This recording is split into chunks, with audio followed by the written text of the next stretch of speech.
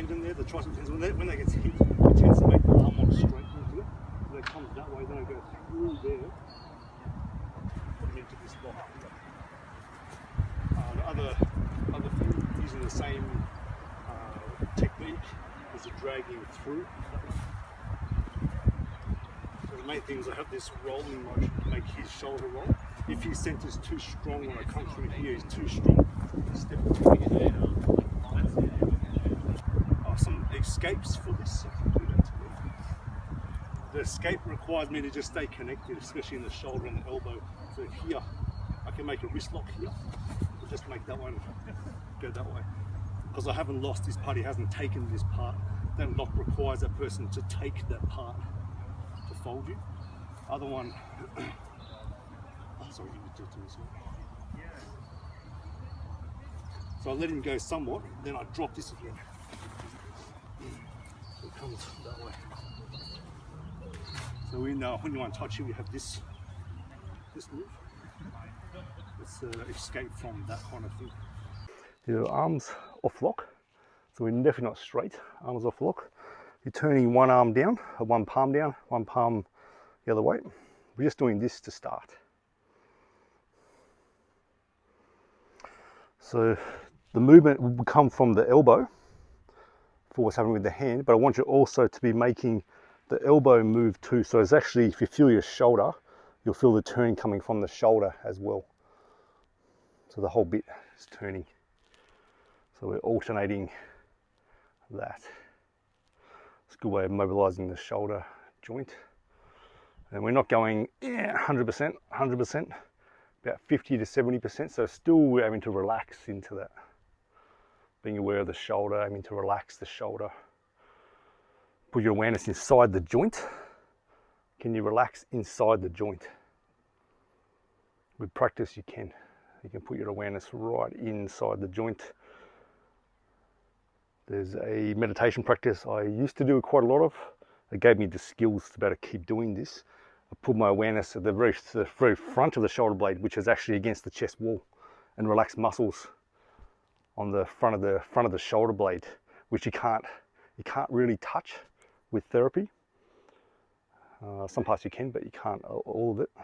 I put my awareness into those spots, and I could feel the muscle relax like all my life. It's never been able to relax. So putting your mind into different parts of your body, especially parts that can't be contacted by hands or needles for therapy, you actually can help release tension in those areas, become more aware of your body. The right hand, your palm come up, come in with the edge of your hand, and we'll just do this first. So you're keeping your fingers in line with your forearm the whole time. Coming in with the blade, bend. So you're keeping a little bit of strength in the fingers, otherwise it's just like this. There's a little bit of structure in the hand. And we're just coiling, turning, twisting.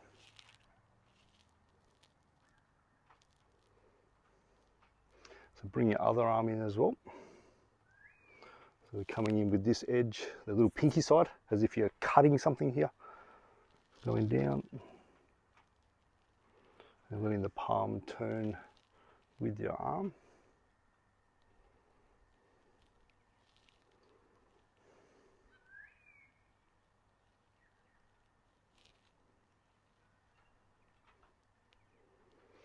Yeah, now I want you to start to coil, so we'll go back to doing just the right arm. I'm doing a mirror image here. Come in here, then let the wrist bend and feed it through that way. Unwind, in through here, let the wrist bend, feed it through there. So your fingers are directed downwards. So this makes more of a spiral in the arm now.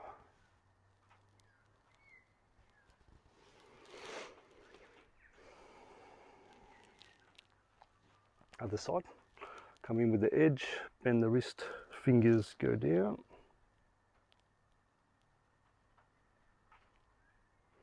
You're aiming to keep your shoulder relaxed, so especially not coming up, so it's not going like this. Shoulder stays down. So we don't want your shoulder telling your ear little secrets still.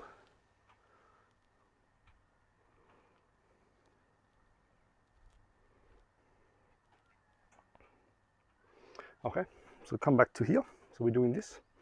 So when your hand turns over, so let's say that my right hand will be your left hand as it turns over. I'm turning my body to the left. Turn the other way. So we've got this motion going on here. So if I had a zipper on, my zipper goes sort of to the corner and then to the other corner. And you're turning to the palm that goes up, turns up. So we've got that there. Bend your knees, bend your hips.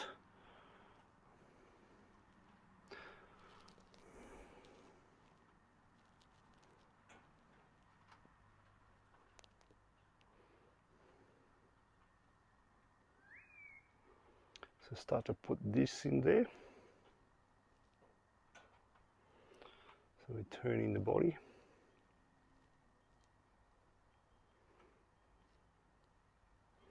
Just see if you can copy here.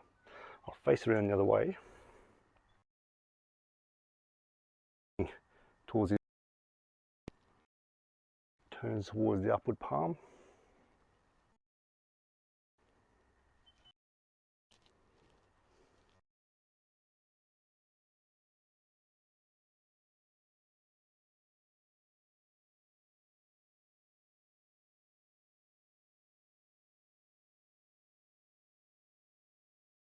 A little bit turned out. Probably most people find it more comfortable. A little bit turned out, not too turned out. The knee doesn't want to move properly then.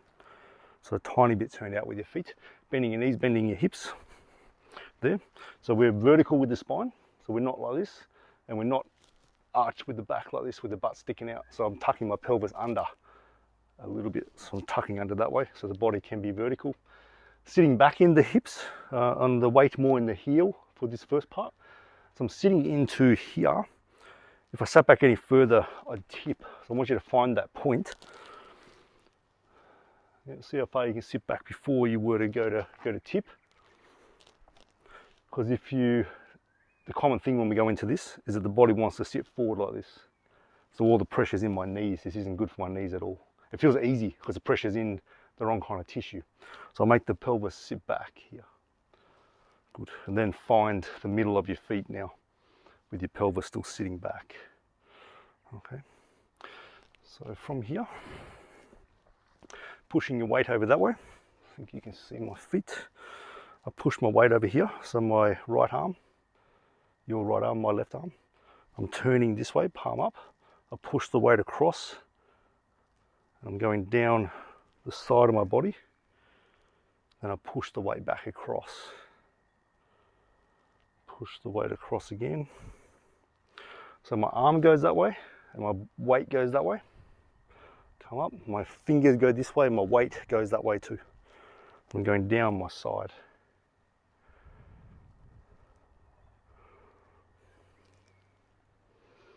So we're using this coil that we had in the arm before. So the knees stay off lock. We're not locking the legs out with this one. My body's turning towards this palm, then my body's turning away, whatever you can comfortably do.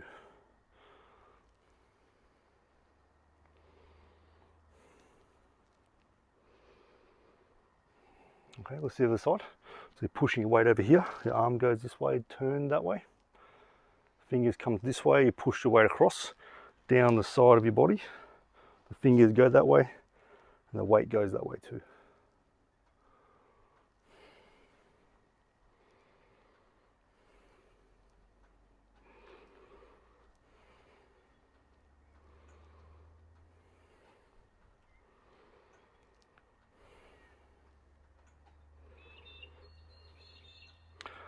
So just 2 points here. We don't want this going right across your body like this. So it stays kind of down the side of your ribs. That's as far as it goes across. And the hand doesn't drop down too low here. So I'm still shooting out about this height there. So there's a big coil that goes through my body. So this coil here becomes more obvious when we add both arms. So make this a little bit bigger now, this motion. So I'm twisting, shifting the weight, turning the body.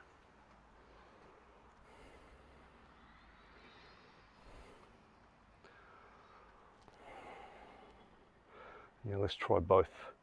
So as fingers go this way, fingers go this way. Turn. So your fingers are going same direction. Turn, same direction. And there's a real coil through the body. Coil. I just made it a bit bigger there, you don't have to make it that big. There's this twist through the body. So this affects every single joint in the body, this one. I used it as warm-up for my training today. Spent probably 5 minutes on this. Continuous. It's a good workout. Everything warms up very quick.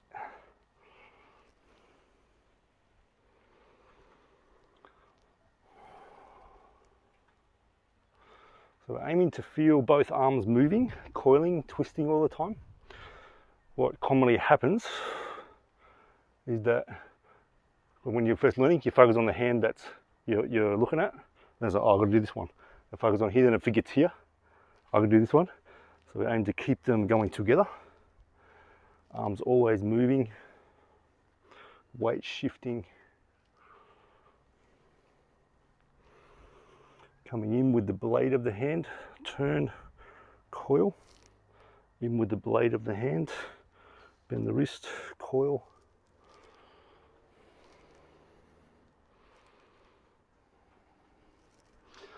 And I'm avoiding leaning here, so I'm not going like this or like this. I'm aiming to stay as vertical as possible, just turning here with the spine. Just a few more. When I teach this to my Tai Chi students, I start teaching it about 3 weeks before they need it in the form that I teach. So it gives them an idea of this kind of motion. Because this is definitely not a exercise that you master in 1, 2, or even 3 goes. You might get the concept, but to really feel this moving properly, there's quite a bit of time involved. So when I move here, I feel there's a kind of a figure 8 infinity sign. The way my weight moves, my knees move, and the way my hip moves here. So I'm focusing on making the waist connect. So the body turns, both arms being used. There's a coil from here.